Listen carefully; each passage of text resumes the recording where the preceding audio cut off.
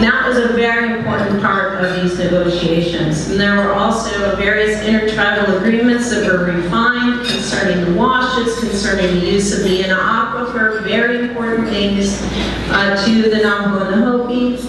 And then there was another little issue that came out in Senate Bill 2109 when it was introduced, and that was with respect to the Navajo generating station and the extension of certain leases.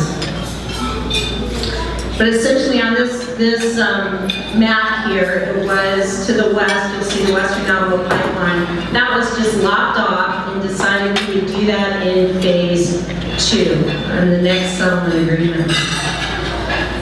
I've already mentioned some of the key terms to this. I did not mention that the Hopi also received an allocation, a reserved amount of water from the Colorado River. Now, mind you, the Hopi has no land that abuts, traverses, touches the Colorado River. And in Arizona, the Arizona Supreme Court has ruled that if you don't have lands that are adjacent to a river source, then you're not entitled to a claim for it. But nevertheless, it was important to all the parties that the Hopi be part of the Western Navajo Pipeline and that an allocation of water be set aside for their benefit as well. So the cost of this bill, this revised bill, is $358 million. And it also funded the completion of a feasibility study for the Western Navajo Pipeline. So again, that's the future, that's the next phase. There were waivers, of course, of all past, present, and future claims, which is common to all of the water settlements. The language that was drafted for these waivers was identical to every other Indian water settlement approved in Arizona. And they would not become effective until the projects were a reality and until other conditions such as these groundwater protection zones were implemented in the state of Arizona. I identified, this is an old map, but I identified an area called the box because at times settlement discussions were incredibly frustratingly difficult. And there were times when parties walked away from the table. There were times when parties were kicked out of the room. There were times when negotiation positions, and these are all not just tribal and non-tribal, but also among other users in the system, where settlement was not possible. So the box became very important, and essentially that was an area where these buffer zones were created around the Navajo Reservation. And the Navajo Reservation, again, having a valid right to reserve groundwater claims.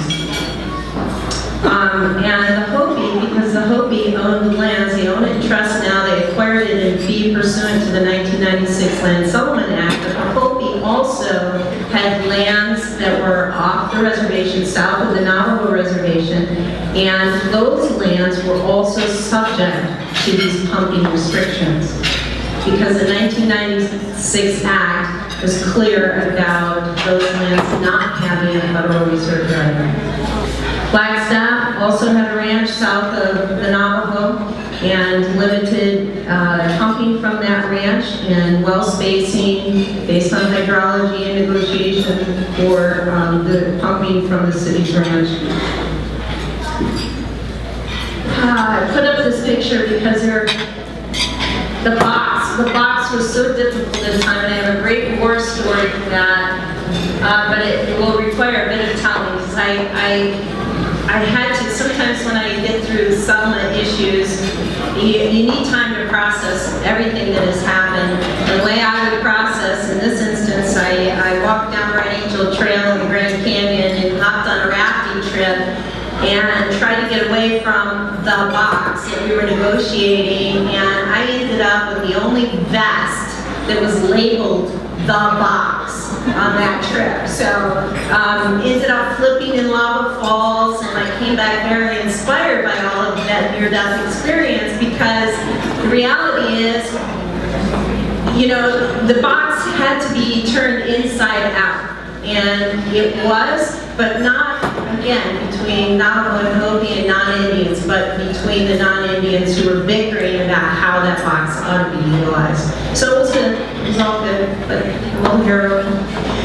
So there were many good intentions, but time really was an issue. Senator Kyle announced that he was retiring, and timing became everything. This also was a little bit frustrating because we knew we had to get to the place of conclusion. We knew we had little time to do this in, and I think strategically the parties at the settlement table may have made a mistake in how we did that, but I'm not sure there was any alternative at the time. The thought was the Navajo had approved the 2010 agreement. The main difference was that we were going to take the Colorado River claims and the Western Navajo pipeline differently. But the idea was that all the parties, we asked Senator Kyle to drop the bill in Congress and queue it up so that it would have its day. And hopefully we could get that settlement passed this year. We thought that while this was being queued up, it was not going to pass, it was not going to go anywhere, but while it was being queued up, we thought that the Navajo and Hopi would then take it to their respective councils, the settlement would be approved, then other parties would approve it, and that might take several months. It takes a while to educate, as we know. Most agreements are approved in form and substance anyway, so if there were tweaks that needed to be happening, it happened, and there are always tweaks, whether it's at the legislative level in DC or through the settlement, but you hope that all your parties are on the same page. The negotiations were so intense, I had to take a walk in the park, and not just any park. I had to walk from rim to rim to noodle through this one over a weekend. And I did. I walked from the north rim to the south rim trying to figure out the next steps on what needed to be taken to help move this settlement forward. We came with and developed partnerships with the big dogs and those whom you may not trust. You've got to learn to figure out how to do that. Because what you don't use will be taken away. What you don't use is already used by somebody else. And then of course, keep your head in the match, be vigilant. If you get knocked down, don't stay down, get back up. Don't stay down for the count. Thank you.